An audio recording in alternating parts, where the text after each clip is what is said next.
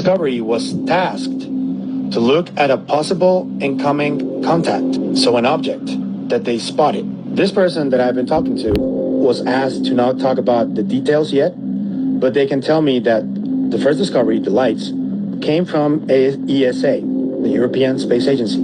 The other one is coming from the USA Canadian team, also from James Webb though, but they're the ones leading this investigation. It was tasked from either the NSA or the DoD. They don't know who's the one tasking it, but yes, it is part of this quote-unquote threat narrative. The signal that is incoming is the big unknown. What they know is that it is coming. What they don't know is what the hell it is. I am trying to get people from Congress, either Congress people or staffers, to give me an official quote. Another detail that was given to this person that I'm talking to is that this object is making moves, braking moves, and course-correcting moves. So that means that it is not a natural satellite.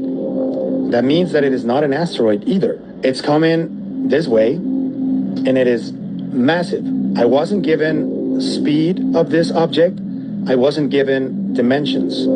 It was very vague, and this is what Congress people are being told as well. But there is another nugget of information that they're being told, which is the reason they are doing these unclassified briefings, because apparently there is some level of urgency. That doesn't mean that it's a threat, but it needs to be looked at and it needs to be studied. Elizondo is already talking about it. Matt Ford is already talking about it. I know that more people are going to start coming forward with it over the next 10 days or so. Congress people are being briefed about it as we speak.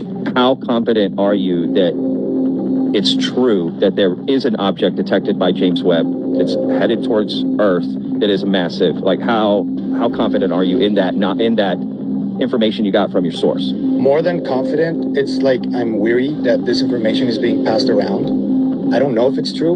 I know that it is being passed around. Sure. That I'm confident of. Sure. But I want to know their motive for talking about this and why it's being like urgently communicated. Because is this tied to what Lou was saying on Matt's show? Yeah, it is. Do you think those two things are the same thing? Is that confirmed or you think it is? I asked, and I didn't get a no. I can talk about it. That's so weird. Can you say man. who you asked, or like no. Matt or Lou? Okay. No, okay. I can't say. I mean, it would have to be Lou. Right. He's the only one to confirm or deny that. I mean, that whole conversation was just There's a whole group. Weird. There's a whole group that knows about this, Patrick. It's not just them two. You know, there have been some significant rumors of events regarding UAP that may occur within, like 10 years or so. I don't know if it's something coming or a natural disaster. You hear of something big coming down the pike. Have you heard of these claims? And if so, do you have any idea what it may be? Yes, I've heard of them. Yes, I'm aware of them, and I'm not able to have that conversation. Got it. It's not my conversation to have, but I'm aware of it. We're kind of preparing the U.S. population, at least, and by extension, the world population, into that reality that there is a presence here, and that we need to explain this presence. Because if they show up and we continue to do what we did before, previous decades, and they show up, there will be mass panic.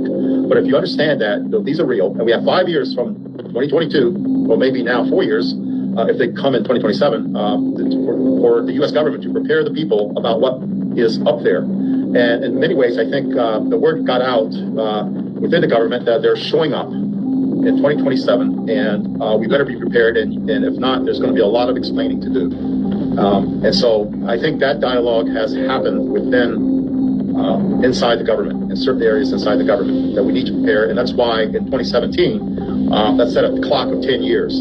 And why Lou Elizondo earlier in this year said, just find a hobby for 5 years. And, it'll all be out in 5 years. And he said that this year, so that was 2027. Huh. And I would say I've heard 2027 in a kind of an official capacity I can't reveal. So I think I would say that people in the government are aware of something happening, and that there's limited time, a few more years to prepare the people, and that's what's ramping up this acceleration from the previous 7 decades of not even acknowledging it to now we are acknowledging it at a faster and faster pace.